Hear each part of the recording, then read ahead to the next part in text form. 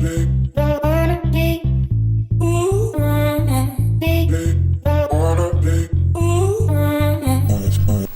à tous, je suis super contente de vous retrouver aujourd'hui pour une nouvelle vidéo. Aujourd'hui, on va tout de suite aller dans le vif du sujet. Aujourd'hui, je vais vous montrer un fond de teint que je teste maintenant depuis plusieurs semaines. Je crois même que ça fait même depuis plus d'un mois que je le teste là. Le nouveau fond de teint de chez Maybelline, enfin la reformulation d'un ancien fond de teint qu'ils avaient, le Superstay Active Wear 30 heures que j'ai dans la couleur 03 Ivoire Clair. Donc je l'ai testé en long, en large, en travers et aujourd'hui il est enfin temps de vous montrer l'application, l'avant-après, les explications, mon avis, enfin tout ce qu'il faut. J'espère que la vidéo va vous plaire et on commence tout de suite sans attendre avec le pitch. Le fond de teint que j'ai, je l'ai acheté sur le site de Beauty Bay, mais vous pouvez le trouver dans plein d'endroits, en hyper, en super. À partir du moment où ils vendent la marque Maybelline, vous pouvez le trouver sur Zalando, vous pouvez le trouver sur Beauty Bay, vous pouvez le trouver sur... Je crois qu'il est aussi sur Look Fantastic, mais j'ai peur de vous dire des bêtises. Bref. Peut-être sur Fil Unique aussi. Enfin bon, tout ça c'est des boutiques sur lesquelles je commande, donc aucun souci. Donc le Superstay Active Wear est disponible dans plein de couleurs. C'est assez bien, franchement, pour un fond de teint de drugstore, comme disaient les Américains. Le piche, petit piche, où es-tu, petit piche? Sur Maki Beauty aussi, sur Amazon, vous pouvez le trouver. Je suis en train de faire tous les sites qui le vendent et sur pas mal de sites. Enfin, il est facile à trouver celui-ci. Il y a plein de teintes. Alors, je sais pas s'il y a une différence entre les États-Unis et la France au niveau de la proposition des couleurs, mais en tout cas, c'est quand même beaucoup mieux que les teintes proposées en France par rapport aux États-Unis pour le fond de teint L'Oréal Infaillible par exemple. Haute couvrance sans transfert, masque parfaitement les imperfections pour un teint zéro défaut, texture légère et aérienne, il tient jusqu'à 30 heures, il a un fini mat naturel et il est soi-disant adapté au masque. Ah, j'ai pas le droit de voir le reste. D'accord. Bon bah le pitch il va être très court hein, parce que j'arrive pas à le lire. Ah ça y est, toute la journée un teint confortable, impeccable, comme transformé. Ils disent qu'une pression du flacon plomb suffit pour maquiller tout le visage et qu'il faut étirer du centre vers l'extérieur comme une crème. Partout où j'ai lu d'excellents avis, mais genre mais vraiment excellent. Donc la traditionnelle séquence de swatch de fond de teint on va dire. Donc en tout premier vous avez le Charlotte Tilbury Airbrush dans la couleur 1 neutre. La couleur d'après c'est le Nabla Close Up dans la couleur L20. Ensuite c'est notre Maybelline. Donc là c'est la couleur 03 Ivoire Clair comme je vous le disais tout à l'heure. Et là en dernier nous avons le Cover FX dans la couleur N25. J'espère que vous pouvez voir. Vraiment des 4. Donc ce sont... J'ai choisi des fonds de teint qui étaient tous un peu... comment dirais-je? Comme ça, mat. Un peu normalement comme devrait l'être le Active Wear de Maybelline. Je trouve le Maybelline le plus épais à travailler des trois. Le plus léger, ce serait le Cover FX. Enfin léger en termes de texture, j'entends. Il est beaucoup plus liquide. Mais en termes de texture, de manière de s'étaler et de tenue, très honnêtement le Maybelline c'est mon moins préféré des 4. Mon préféré ça va être le Cover FX, le Nabla est très bien. Et si vous avez la peau grasse, honnêtement le Airbrush me convient pas. Mais il y a plein de personnes sur qui je l'ai testé et tout, sur qui il est très beau si vous voulez un teint mat et un teint sans défaut. Et il est quand même plus facile à travailler que le Maybelline. Enfin bref, j'espère que ce que j'ai filmé n'est pas flou. Je vais préparer ma peau d'abord. Donc je l'ai lavée. J'ai mis une lotion, la Niacinamide Toner de Good Molecules et je vais maintenant mettre ceci. Habituellement, je fais mes soins avec toutes les revues de fond de teint que je fais et je ne mets jamais de base. Mais là, je vais mettre ceci qui est un peu une base et en même temps une crème hydratante. Il n'y a que la lotion sur mon visage. Je vais mettre ça. Je n'arrive pas à faire la technique de d'habitude avec ce fond de teint en fait.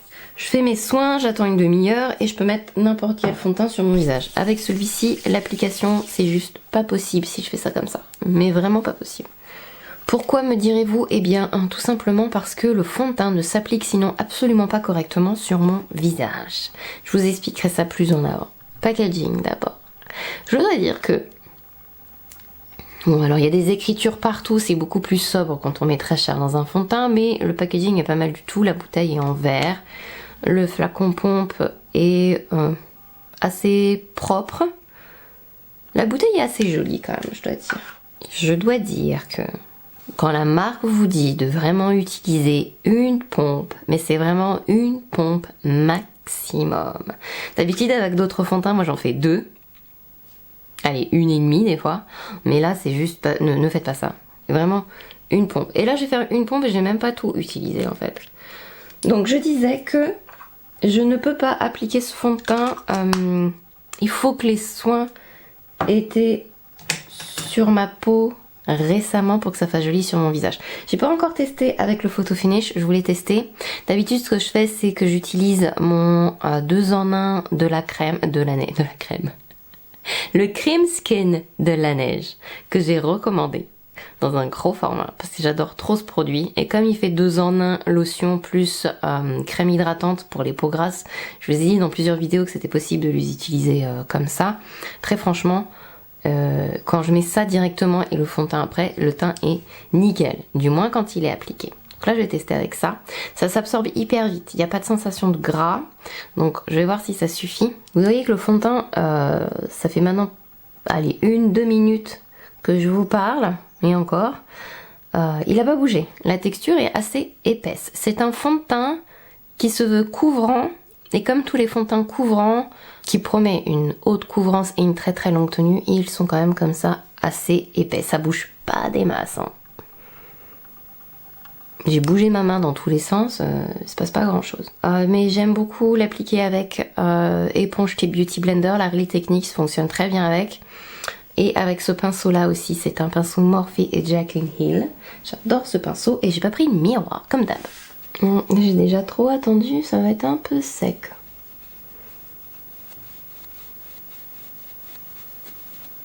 J'en mets pas beaucoup, pas beaucoup, parce que moi, dès que j'en mets trop, je peux pas le superposer en fait sur ma peau à moi. Pourtant, je suis pas excessivement déshydratée. En ce moment, franchement, ma déshydratation, elle est... Mon teint est nickel, quoi. J'ai juste la peau qui brille, fortement, avec certains fonds de teint.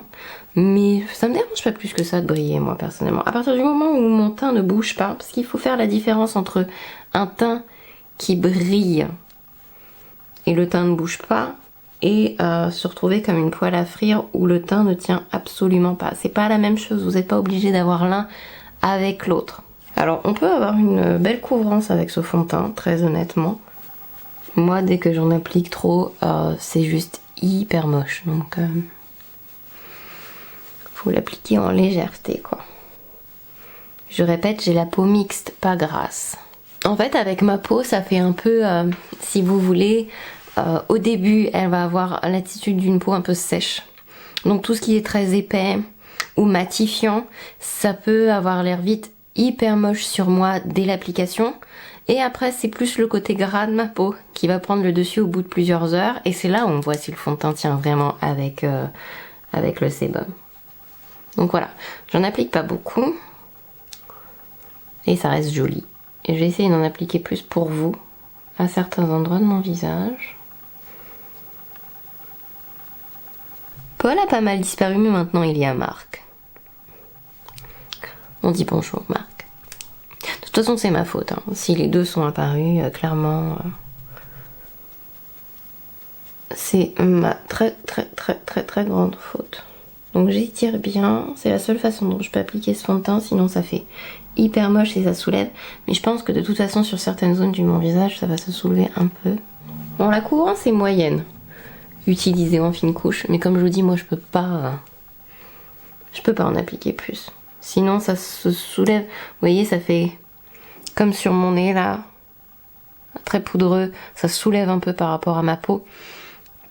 Mais surtout mon visage. Donc c'est très moche.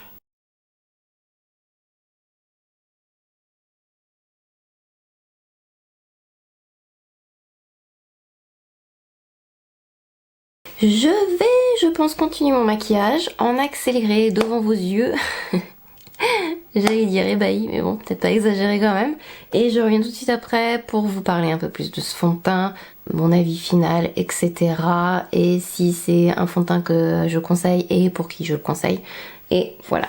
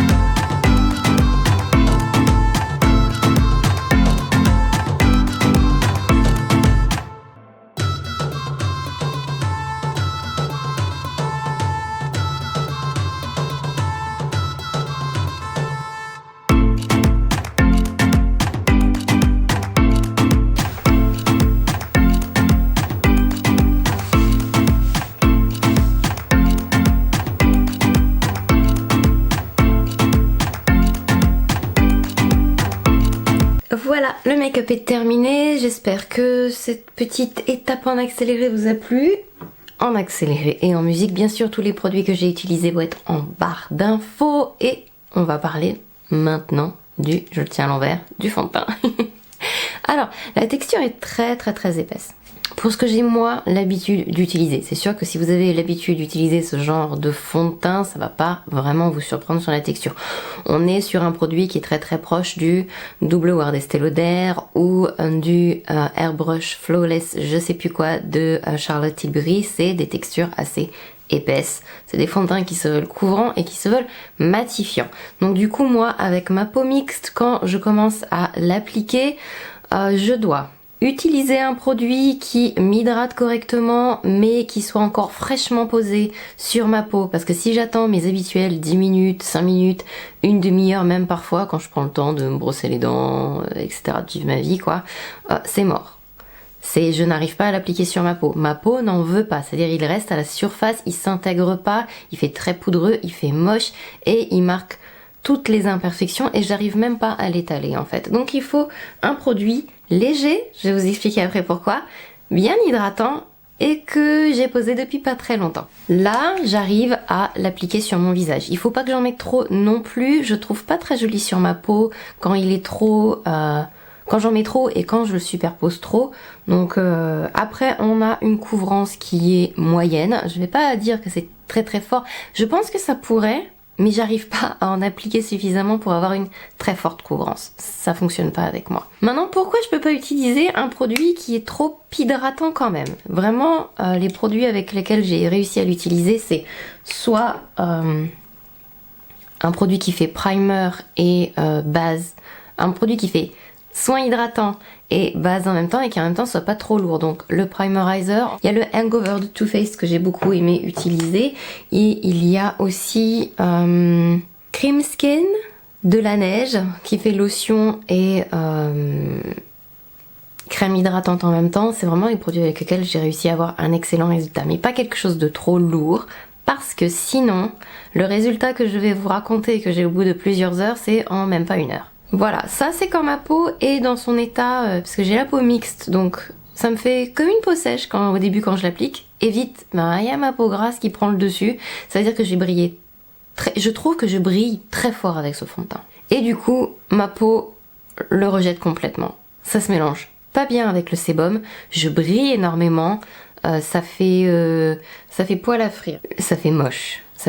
Si j'utilise une crème trop riche, ça fait ça en même pas une heure. Et si je mets une crème légère, ça met ça quand même au bout de un peu plus longtemps. J'ai pas calculé le temps la dernière fois, mais hier, j'ai préféré attendre la fin de la journée.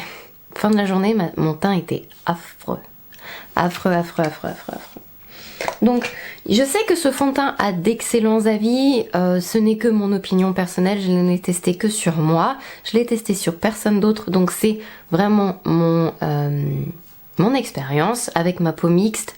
En ce moment, elle est pas trop déshydratée, j'ai même pas constaté de plaques de sécheresse ou quoi que ce soit. J'ai pas l'impression que ce fond de teint les marque non plus, en tout cas quand je prépare ma peau comme ça.